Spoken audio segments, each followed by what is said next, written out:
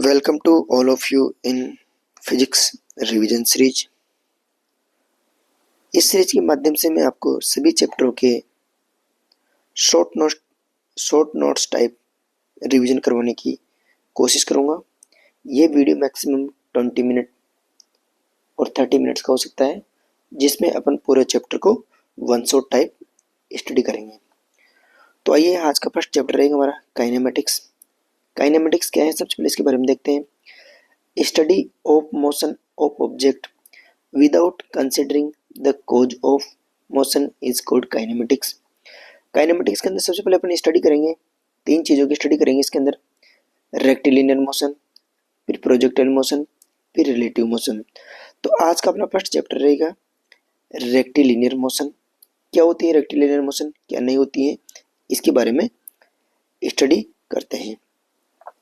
तो rectilinear motion को one dimensional motion भी बोलते हैं, इसके बारे में स्टडी करते हैं। अब मोशन क्या होती है एंड रेस्ट कंडीशन क्या होती है, इन दोनों चीज़ों के बारे में देख लेते हैं। If position of body changes with respect to observer और with respect to surrounding with time, then body is in motion condition.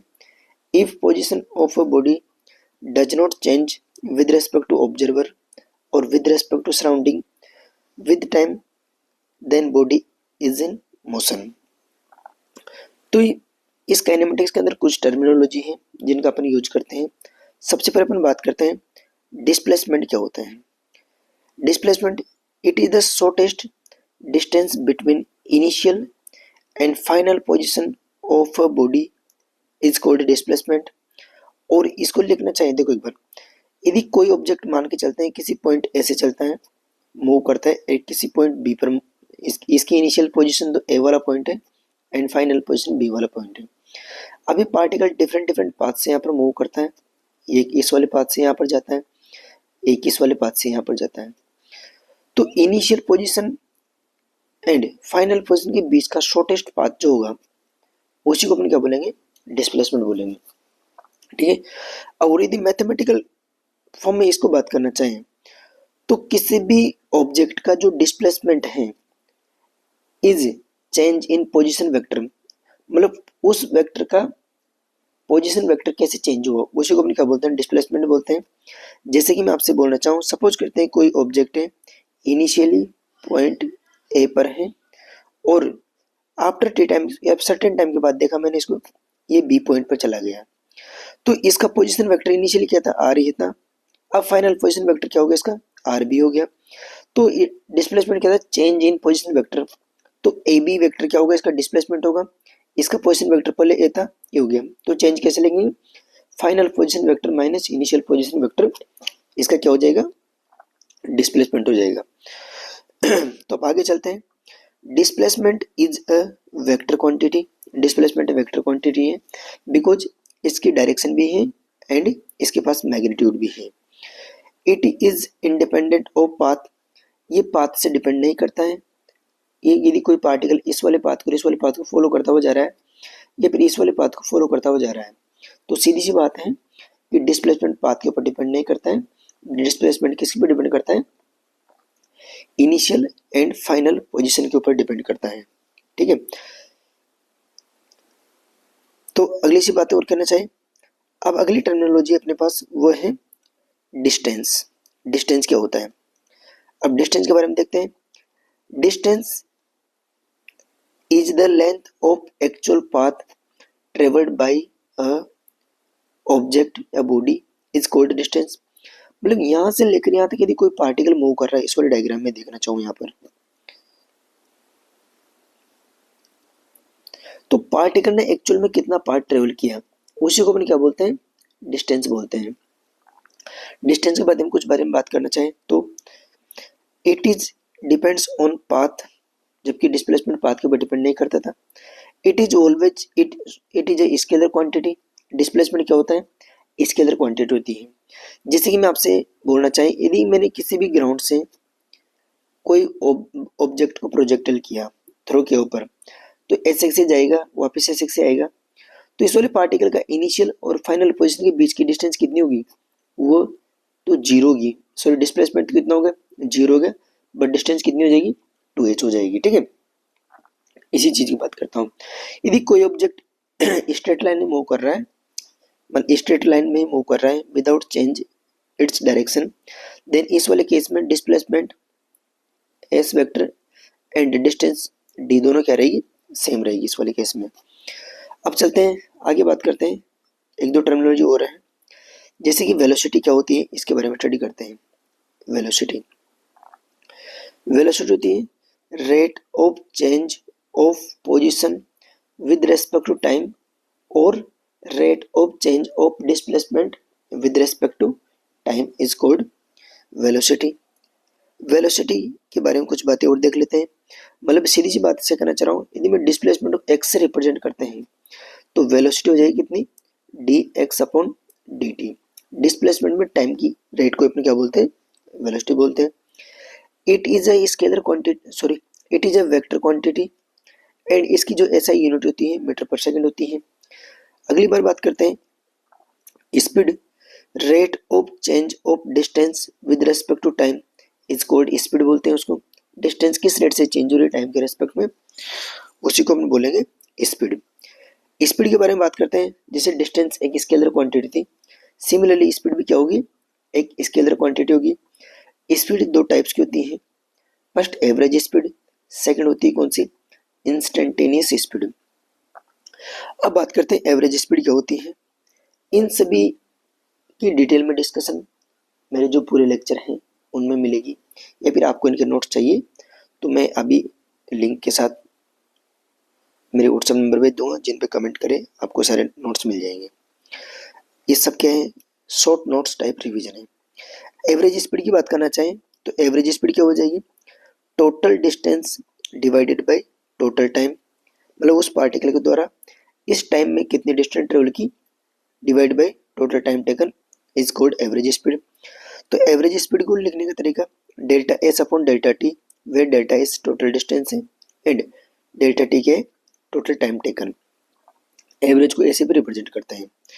ठीक है, अब अगली बार बात करना चाहूँ मैं इंस्टेंटेनियस स्पीड क्या होती है। Speed at any instant of time और speed at any particular instant of time is called instantaneous speed. V instantaneous is equal to limit delta tends to zero delta S upon delta T is equal to D S upon D T. मतलब मैं किसी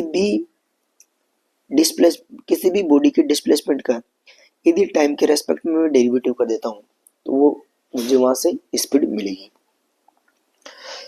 अब बात करते हैं average velocity. Velocity एक vector quantity होती है, सिमिलरली एवरेज वेलोसिटी भी क्या होगी, एक वेक्टर क्वांटिटी ही होगी। अब देखो एवरेज वेलोसिटी क्या होती है, total displacement divided by total time. यदि पार्टिकल के ये final position vector R F vector है एंड इनिशियल पोजीशन वेक्टर यदि पार्टिकल का आर आई है, तो यहाँ से लेकर यहाँ तक इस पार्टिकल की एवरेज वेलोसिटी क्या रही होगी वो देखना चाहिए। तो displacement R final minus R initial divided by T final minus T initial. इसको ग्राफिकल फॉर्म में देखना चाहिए तो किसी भी पार्टिकल का डिस्प्लेसमेंट वर्सेस टाइम कर्व दे रखा है और मुझे एवरेज वेलोसिटी निकालनी है, तो क्या होगा, पार्टिकल का फाइनल पोजीशन वेक्टर देखेंगे, इनिशियल पोजीशन देखेंगे, दोनों के बीच की शॉर्टेस्ट डिस्टेंस क्या हो जाएगी, डिस्प्लेसमेंट हो जाएगा, और इस टाइम इंटरवल से डिवाइड करने पर मुझे क्या मिल जाएगा, ये मिल जाएगा डेल्टा टी मिल जाएगा। ये डेल्टा एस है और ये डेल्टा टी है। तो इस ट्राइंगल में देखिए थीटा हो जाएगा, tan theta is equal to कितना हो जाएगा, S F minus S I divided by T F minus T I. तो ये क्या होती है, इसका मतलब क्या हुआ, डिस्प्लेसमेंट और टाइम कर्व की स्लोप मुझे क्या देगी, एवरेज वेलोसिटी देता है। तो speed of scent of S T curve, इसके बारे में लिखना चाहे यदि कोई पार्टिकल का एक्स डायरेक्शन में डिस्प्लेसमेंट इतना है उसको डिवाइड बाई टी कर देते हैं तो average velocity in X direction हो जाएगी। वाई डायरेक्शन में displacement Y final minus Y initial है, इसको T final minus T initial से डिवाइड कर देते हैं तो एक्स डायरेक्शन में वेलोसिटी मुझे मिल जाती है।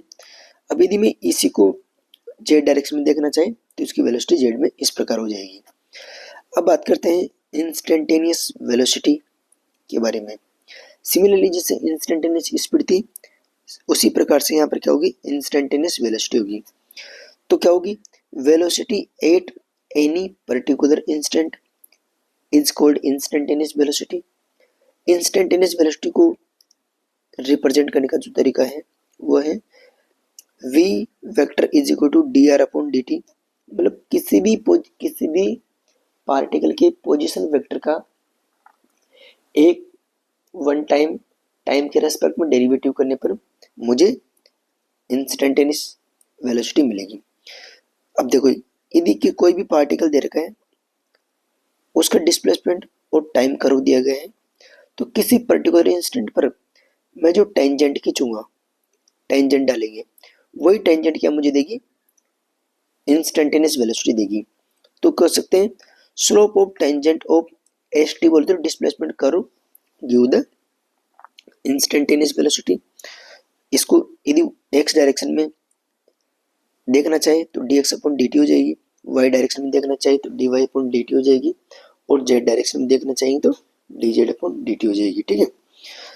अब कब तो एवरेज वेलोसिटी और एवरेज जैसे डिस्टेंस और डिस्प्लेसमेंट कब इक्वल रहे थे, जब पार्टिकल स्ट्रेट लाइन में मूव कर रहा होता है without change in direction, then average velocity and average distance और डिस्प्लेसमेंट इक्वल रहे थे। अब बात करते हैं कब एवरेज वेलोसिटी और एवरेज स्पीड सेम रहेगी। If a particle move in a straight line and does not reverse its direction, then average speed and average velocity equal रहेंगी। ठीक है।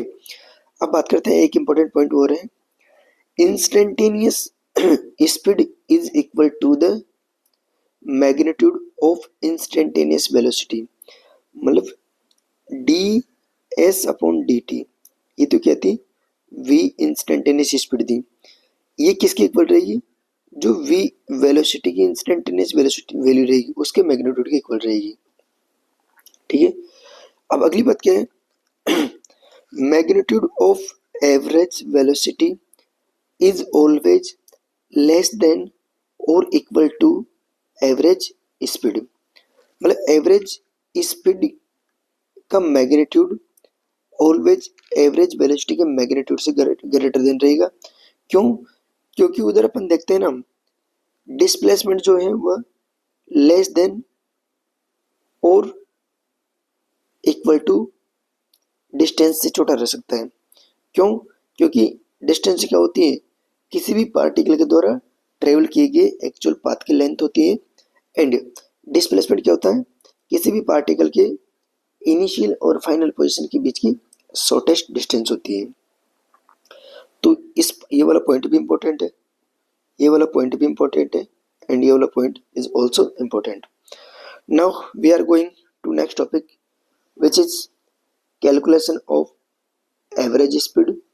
एवरेज स्पीड को कैसे कैलकुलेट करेंगे, जैसा कि अपने एवरेज स्पीड के बारे में बोला था, total distance divided by total time is called average speed. तो फर्स्ट केस की बात करते हैं, when time of motion is given, मतलब पार्टिकल एक पॉइंट से दूसरे पॉइंट तक मूव कर रहा है, जब उसके मोशन का टाइम दिया गया हो, तो उस केस में अपन एवरेज स्पीड कैसे फाइंड आउट करेंगे। सपोज करते हैं कोई पार्टिकल है जिसने पॉइंट ए से पॉइंट डी तक अपनी जर्नी स्टार्ट की, ये ए से लेकर बी तक जब मूव करता है, तो इस केस में ये t1 टाइम के लिए ट्रेवल करता है किस वेलोसिटी, किस स्पीड से, v1 स्पीड से। जब b से लेकर c तक मूव करता है तो v2 स्पीड से t2 टाइम के लिए ट्रेवल करता है। जब c से d के लिए मूव करता है तो v3 स्पीड से t3 टाइम के लिए ट्रेवल कर रहा होता है। तो इस केस में एवरेज स्पीड निकालनी है मुझे। एवरेज स्पीड क्या होती है, total distance divided by total time. Suppose करते हैं कि इस ए से लेकर बी तक वाले में इंटरवल में x1 डिस्टेंस ट्रेवल की, और इसमें इसने x2 डिस्टेंस ट्रेवल की, और इसमें इसने x3 डिस्टेंस ट्रेवल की। यदि मुझे एवरेज स्पीड लिखनी है तो कैसे लिखेंगे, total distance x1 plus x2 plus x3 divided by time t1 plus t2 plus t3।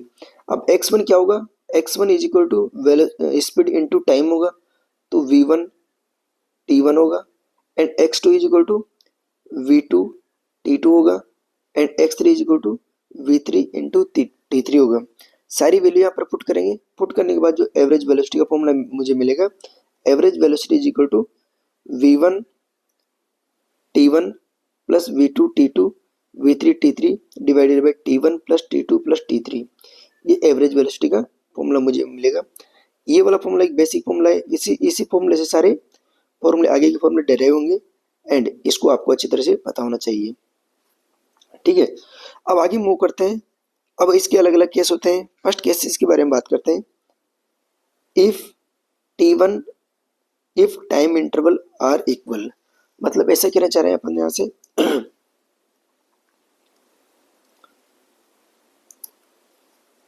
जो पार्टिकल यहाँ से लेकर यहाँ तक मूव कर रहा है, मान के चलते हैं t1 ये t टाइम ले रहा है, जब b से लेकर c तक मूव कर रहा है तब ये t टाइम ले रहा है, एंड c से लेकर d तक मूव कर रहा है तब ये t टाइम ले रहा है। अब इस केस में एवरेज स्पीड क्या होगी?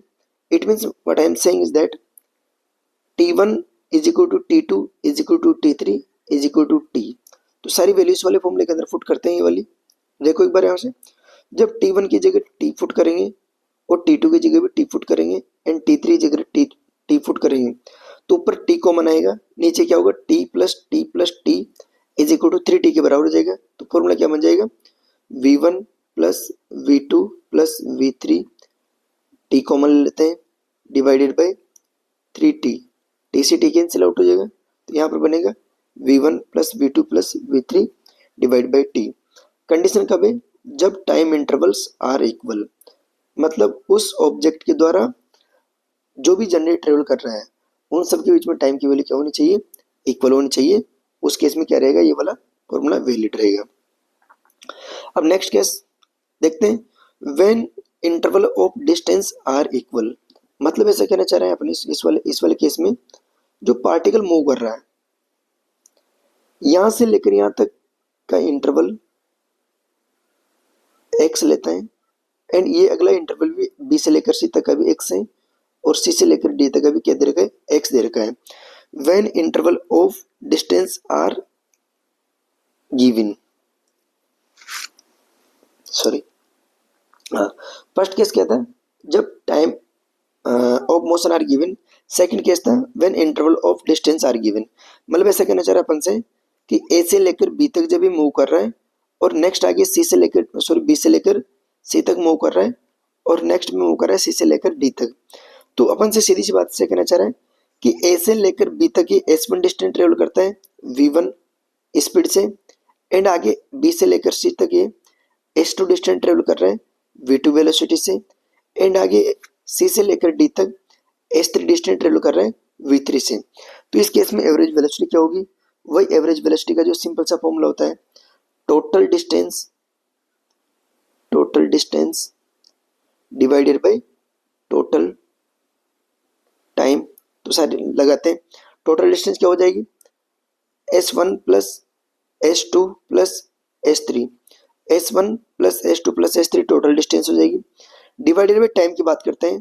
तो लेट सपोज करते हैं इसमें t1 टाइम ले रहा है, इसमें t2 टाइम ले रहा है, और इसमें ले रहा है कितना, t3 टाइम।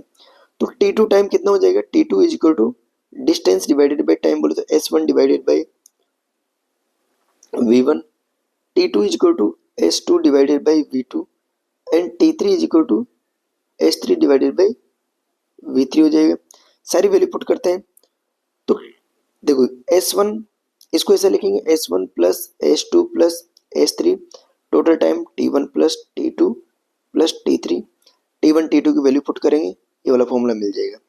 अब इसके अंदर देखो सबसे इंपॉर्टेंट बात ये है, यदि s1 is equal to s2 is equal to s3 s के बराबर हो जाता है, तो उस केस में एवरेज वेलोसिटी क्या रहेगी उसके बारे में देख लेते हैं। देखो एक बार यहाँ पर सारी वैल्यूज के अंदर पुट करो, s plus s divided by s common आ जाएगा, नीचे क्या बचेगा 1 upon V1 plus 1 upon V2 plus 1 upon V3। S cancel out होएगा, ऊपर बचेगा 3, फिर ये वाली टर्म्स और ऊपर चले जाएगी, एलसीएम लेंगे तो V1 V2 V3 divided by V1 V2 plus V2 V3 plus V1 V3, जो कि एक इंपॉर्टेंट फॉर्मूला बन जाता है। ये वाला केस भी बहुत ज़्यादा इंपॉर्टेंट है, सबसे ज़्यादा देखा जाए तो ये वाला केस ही इंपॉर्टेंट है इसके अंदर, ठीक है। वही वाली सारी बातें फिर दोबारा रिपीट हो गया। अच्छा, यदि आपसे ऐसा बोला जाए, जैसे मैं सीधी सी बात ऐसा करना चाह रहा हूँ, यदि कोई पार्टिकल यहाँ से पॉइंट ए से बी तक और बी से लेकर सी तक, इसमें तो S1 ट्रेवल कर रहा है नेक्स्ट और V1 वेलोसिटी से, next same distance S V2 velocity से ट्रेवल कर रहा है, तो इसकी एवरेज स्पीड क्या हो जाएगी, इस वाले फॉर्मूले से लिखना चाहें तो total distance S plus S divided by total time S upon V1 plus S upon V2, ऊपर से 2S हो जाएगा, नीचे V1 V2 लेंगे तो 2V1 V2 divided by V1 plus V2 क्या हो जाएगी इसकी एवरेज वेलोसिटी। इसको आप सही ढंग से याद करना, ये इंपॉर्टेंट फॉर्मूला है, ठीक है। कुछ इंपॉर्टेंट बातें हैं, इनको अपन डिस्कस करते हैं। तो आइए कुछ इंपॉर्टेंट बातें को